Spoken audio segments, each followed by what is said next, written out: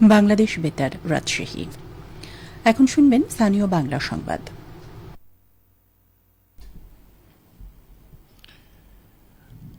আসসালামু আলাইকুম। আজ বুধবার 30 শ্রাবণ, 8 সফর, 14 আগস্ট। বাংলাদেশ বেতার রাজশাহী। স্থানীয় সংবাদ পড়ছি মাহমুদ শওকত। গণতান্ত্রিক অধিকার ও মানবাধিকার প্রতিষ্ঠা করায় অন্তর্বর্তীকালীন সরকারের মূল লক্ষ্য উল্লেখ করে প্রধান উপদেষ্টা শান্তিতে নোবেল বিজয়ী অর্থনীতিবিদ ড মোহাম্মদ ইউনুস বলেছেন, আইনের দৃষ্টিতে সবাই সমান, বিভেদ সৃষ্টি করার কোনো সুযোগ নেই। গতকাল সনাতন ধর্মাবলম্বীদের জাতীয় উপাসনালয় রাজধানীর ঢাকেশ্বরী মন্দির পরিদর্শনকালে তিনি এসব কথা বলেন। সকলকে ধৈর্য ধরে ঐক্যবদ্ধ থাকার আহ্বান জানিয়ে প্রধান উপদেষ্টা ড মোহাম্মদ ইউনুস বলেন, ন্যায় বিচার প্রতিষ্ঠায় বর্তমান অন্তর্বর্তীকালীন সরকারের অন্যতম লক্ষ্য। তিনি সবাইকে অন্তর্বর্তীকালীন সরকারকে সহযোগিতা করার আহ্বান জানান। এ সময় আইন, বিচার ও সংসদ বিষয়ক মন্ত্রণালয়ের উপদেষ্টা ড আসিফ নজরুল ও ধর্ম বিষয়ক মন্ত্রণালয়ের উপদেষ্টা ড আফম খালিদ হোসেন এবং সনাতন ধর্মাবলম্বীদের শীর্ষ নেতৃবৃন্দ উপস্থিত ছিলেন। এ সময় হিন্দু সম্প্রদায়ের নেতাদের সঙ্গে নিয়ে প্রধান উপদেষ্টা মন্দিরের বিভিন্ন স্থাপনা ঘুরে দেখেন। সেনাবাহিনী প্রধান জেনারেল ওয়াকারুজ্জামান বলেছেন, অন্তর্বর্তী সরকার কিছু সংস্কার করতে চাচ্ছে, একটি অবাধ নিরপেক্ষ নির্বাচন করতে চাচ্ছে। সেটার জন্য যত ধরনের সহযোগিতা এই সরকার চাইবে সেটা সেনাবাহিনীর পক্ষ থেকে করা হবে। গতকাল রাজশাহী সেনানিবাসে এক প্রেস ব্রিফিংয়ে তিনি এসব কথা বলেন। সেনাপ্রধান বলেন, পুলিশের কাছ থেকে লুট হওয়া অস্ত্র উদ্ধার জরুরি। অনেকগুলো উদ্ধার হয়েছে, অস্ত্র উদ্ধার অভিযান চলছে।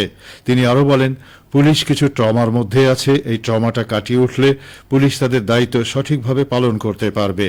পুলিশ বিভিন্ন থানায় ইতোমধ্যে কাজ শুরু করেছে, এটি একটি ভালো দিক।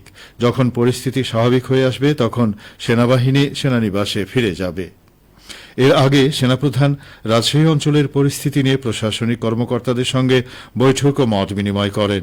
এ সময় রাজশাহী বিভাগীয় কমিশনার ড দেওয়ান মোহাম্মদ হুমায়ুন কবির, রাজশাহী রেঞ্জের ডিআইজি মোহাম্মদ আনিসুর রহমান, রাজশাহী মেট্রোপলিটন পুলিশের কমিশনার বিপ্লব বিজয় তালুকদার, রাজশাহী জেলা প্রশাসক শামীম আহমেদ উপস্থিত ছিলেন।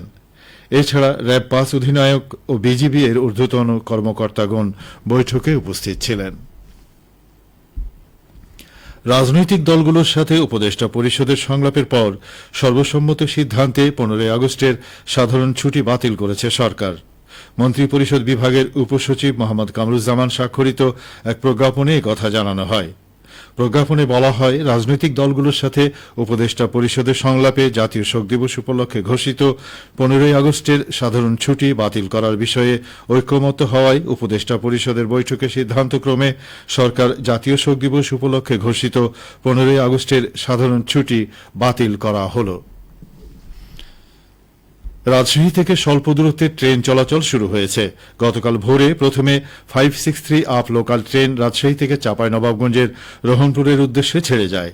এরপর সকালে Mahananda express mail train Rajshahi থেকে খুলনার উদ্দেশ্যে ছেড়ে যায়। দুপুরে আপ 563 ট্রেনটি রাজশাহী ফিরল, মহানন্দা ফিরতে রাত হয়। এদিকে আগামীকাল থেকে সকল আন্তনগর ট্রেন চলবে। এর আগে গত সোমবার রাজশাহী থেকে মালবাহী ট্রেন চলাচল শুরু হয়েছে। রাজশাহী রেলওয়ে স্টেশনের ম্যানেজার আব্দুল করিম জানান, রাজশাহীতে মেইল, লোকাল ও কমিউটার ট্রেন চলাচল শুরু হয়েছে। ট্রেনের যাত্রীদের নিরাপত্তা নিশ্চিতে সব ধরনের ব্যবস্থা নেওয়া হয়েছে। এদিকে ট্রেন চলাচল শুরু হওয়ায় যাত্রীদের মধ্যে স্বস্তি ফিরে এসেছে। রাজশাহীর নর্থ বেঙ্গল ইন্টারন্যাশনাল ইউনিভার্সিটিতে অগ্নিসংযোগ ও লুটপাটের বিরুদ্ধে বৈষম্য বিরোধী আন্দোলনের শিক্ষার্থীরা বিক্ষোভ ও অবরোধ কর্মসূচি পালন করেছে। গতকাল রাজশাহী ঢাকা মহাসড়কে এই কর্মসূচি পালন করেন শিক্ষার্থীরা। পরে ক্যাম্পাসের প্রধান ফটকের সামনে মানববন্ধন কর্মসূচি পালন করেন শিক্ষার্থীরা। এ সময় শিক্ষার্থীরা বলেন, সরকারের পদত্যাগের দিন রাতে নর্থ বেঙ্গল ইন্টারন্যাশনাল ইউনিভার্সিটিতে অগ্নিসংযোগ, ভাঙচুর ও লুটপাট করে দুর্বৃত্তরা। এছাড়াও বিশ্ববিদ্যালয়টির বৈষম্য বিরোধী আন্দোলনে অংশ নেয়া শিক্ষার্থীদের হুমকি দেয় কিছু সুযোগ সন্ধানী মহল। শিক্ষার্থীরা বিশ্ববিদ্যালয়ের নিজস্ব সম্পদ রক্ষার্থে অগ্নিসংযোগ ও রাষ্ট্রবিরোধী দুষ্কৃতকারীদের দ্রুত আইনের আওতায় এনে বিচার এবং সকল বিশ্ববিদ্যালয়ের সার্বিক শৃঙ্খলা ফিরিয়ে আনার দাবি জানান। হামলা, লুটপাট ও নৈরাজ্য সৃষ্টি থেকে সন্ত্রাসীদের বিরত থাকারও আহ্বান জানান তারা। শিক্ষার মান উন্নয়নে নাটোর নবাব সিরাজউদ্দৌলা সরকারি কলেজের অবকাঠামো উন্নয়ন কাজ শেষ হয়েছে। 4টি পর্যায়ে এই খাতে ব্যয় হয়েছে মোট 8 কোটি 12 লক্ষ টাকা। শিক্ষা প্রকৌশল অধিদপ্তর শিক্ষার মান উন্নয়নের লক্ষ্যে জেলা সদরে অবস্থিত সরকারি পোস্ট গ্রাজুয়েট কলেজসমূহের উন্নয়ন প্রকল্পের আওতায় এসব ভবন নির্মাণ কাজ সম্পন্ন করেছে। এর মধ্যে রয়েছে 3 তলা বিশিষ্ট একাডেমিক কাম পরীক্ষার হল নির্মাণ, দ্বিতল বিজ্ঞান ভবন নির্মাণ, বিদ্যমান একাডেমিক ভবনের 4র্থ ও 5ম তলার ঊর্ধ্বমুখী সম্প্রসারণ এবং বিদ্যমান বিজ্ঞান ভবনের 3য় তলা থেকে 5ম তলা পর্যন্ত ঊর্ধ্বমুখী সম্প্রসারণ।